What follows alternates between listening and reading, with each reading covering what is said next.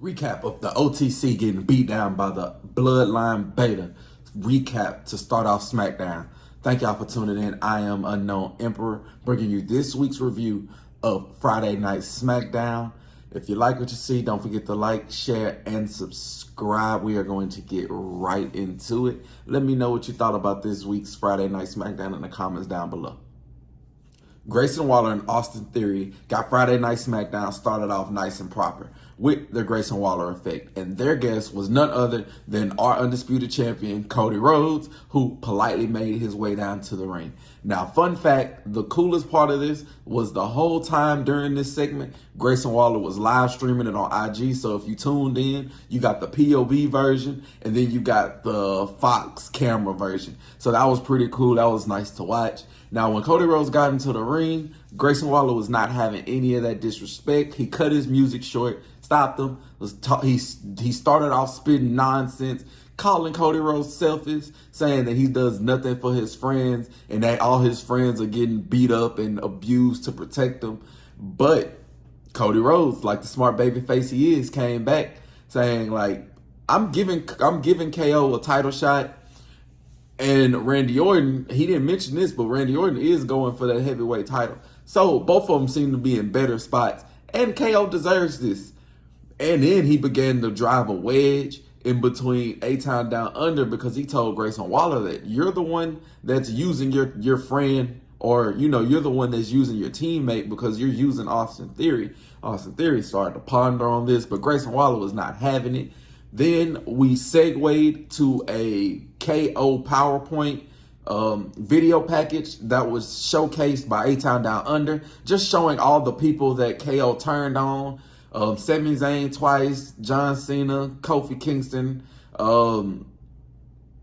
Chris Jericho. We got a Chris Jericho sighting. And as soon as this video package was done, KO was making his way to the ring. And he says he's not that guy anymore. And before he got in the ring, he already knew what was going down. So he called Nick Aldis out. This set up a tag team match for the main event. And then they brawled after the fact. So they still got their fight on, but then they did the tag match. They set it up beforehand. But this got interesting because at the end of this brawl, KO got pushed into Cody Rhodes, which knocked Cody down. So they were sowing those seeds of dissension already. That will they or won't they coexist? They will. I mean, you already know. But that's where they're going. And this was a nice start to Friday Night SmackDown. It kind of set the tone for the night, letting us know that it was going to be some stuff, but I'm assuming they're going to save all their big angles for the go-home show next week. Next, LA Knight defended his United States Championship against Santos Escobar, and the match couldn't even get started proper when Berto and Angel was attacking LA Knight before the match, tossing him into the barricade, tossed him back into the ring, but this led to their ejection. So Legado del Fantasma was kicked from ringside, which left this into a one-on-one match. And Santos Escobar was getting a lot of offense in.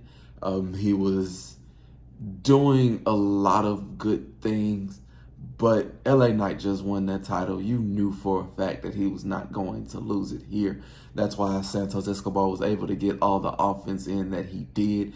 Even after getting his head dribbled off the announcer's table, he was still able to hit a meteor on that same announcer's table.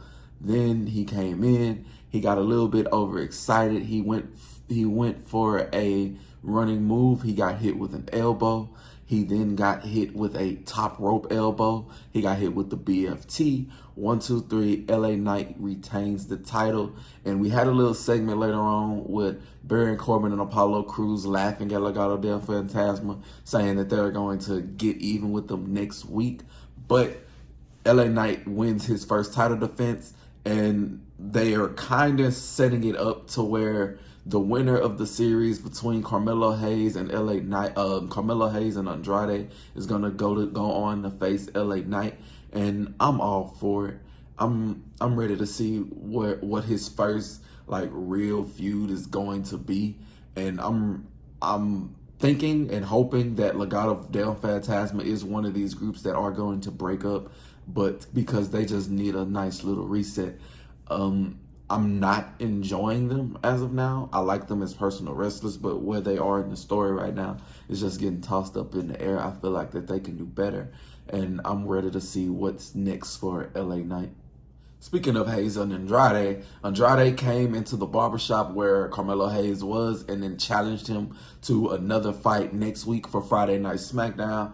And this is going to be part 4 of their fight. Right now, Carmelo Hayes is down 2-1 to Andrade. So maybe next week they tie it up 2-2, and then at Bash in Berlin they do the tiebreaker, or maybe something a little bit different. But I'm ready to see their next match. This feud is one of the ones that they can wrestle about 7 to 10 times, and that's one that you just can't get tired of because these two just have amazing chemistry. I'm all for it.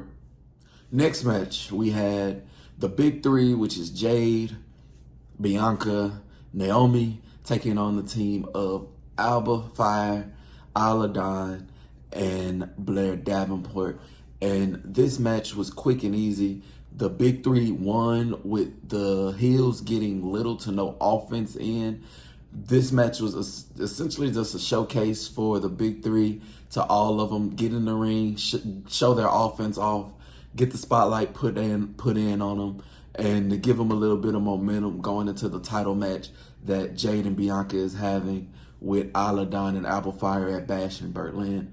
This match as soon as it got started, it ended. Jade hit a pump kick on Alba Fire. Isla Dawn came in and tossed it to the outside.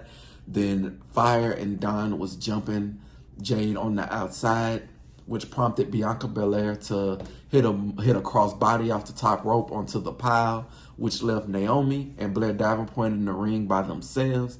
Naomi hit a moonsault off the top rope. 1, 2, 3. You're good, guys. Your big 3 wins. They are standing tall and they get momentum going forward. Now they can branch off back into their individual programs with Naomi taking on Blair and Jade Cargill and Bianca taking on Isla and Fire for those women tag team titles.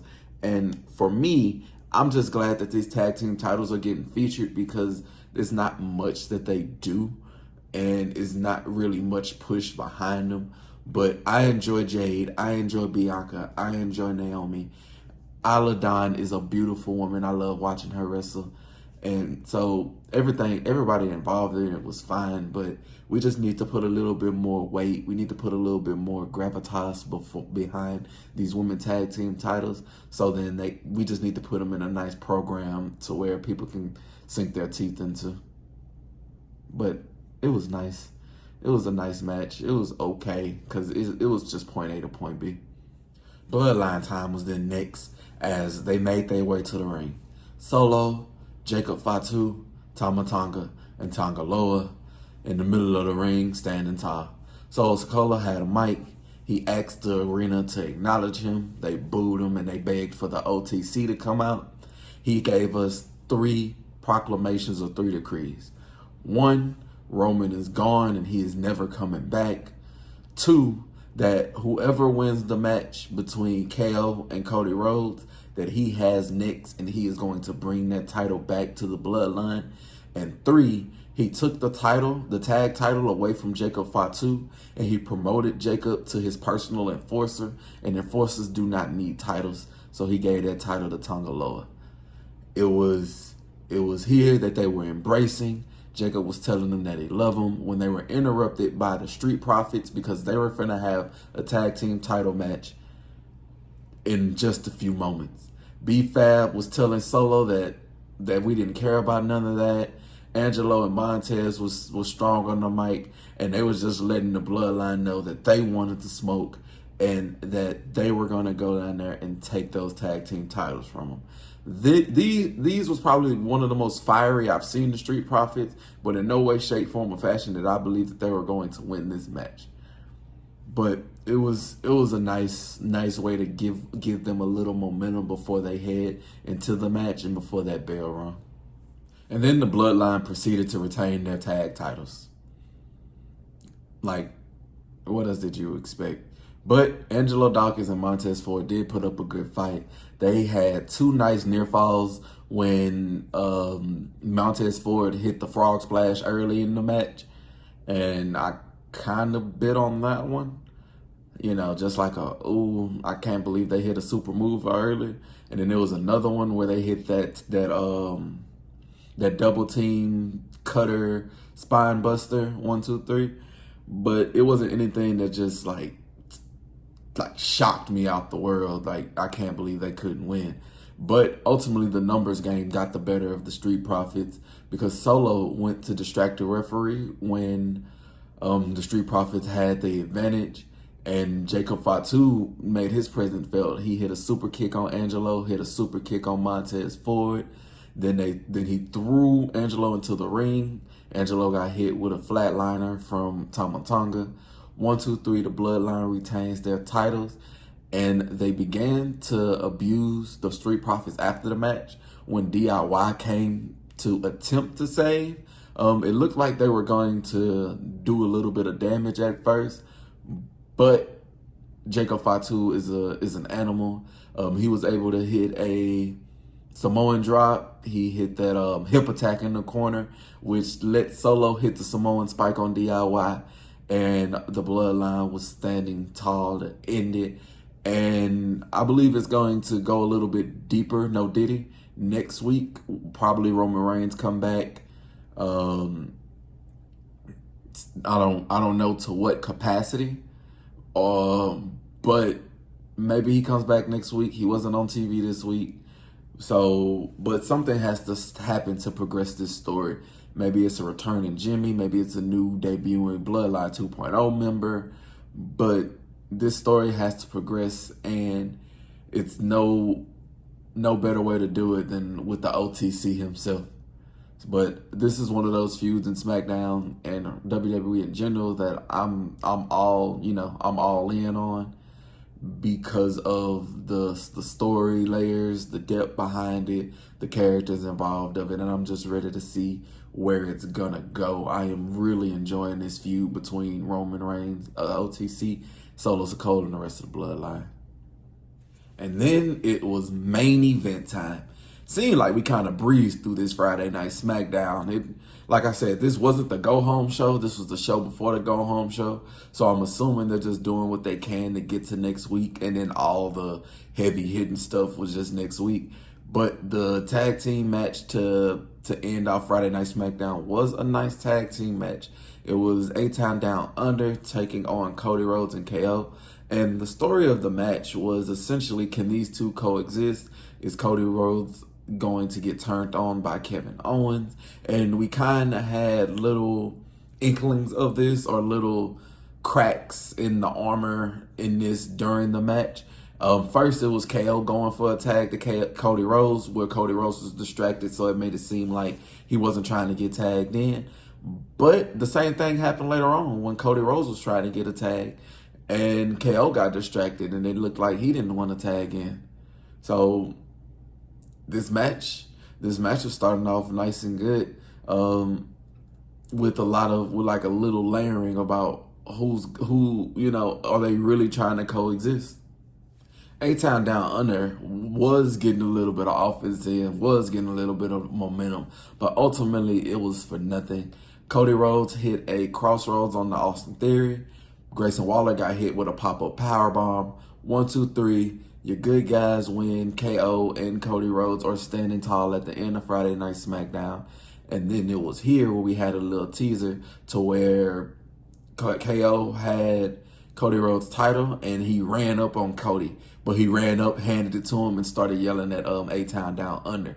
Now, if you look at Cody, you look at his face, he thought for sure he was hit.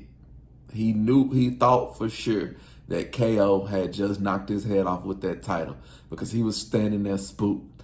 And maybe next week he hit him, and this is all just leading up to KO getting aggressive.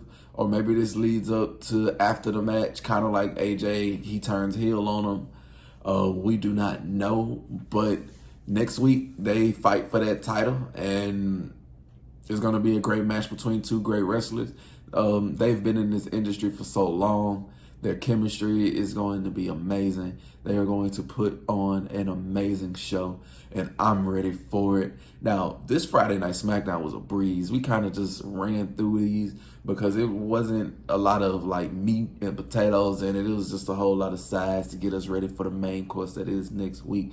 But it did progress a whole lot of storylines better than I was expecting. But I did enjoy this Friday Night Smackdown. You let me know if you enjoyed it in the comments down below. You let me know what your favorite match was and what you're looking forward to in Bash in Berlin. Thank you for tuning in. While you're here, just check out any other videos in the Empire to keep you interested. I do appreciate you. Like, share, and subscribe. Y'all have a blessed one. I will see you next time.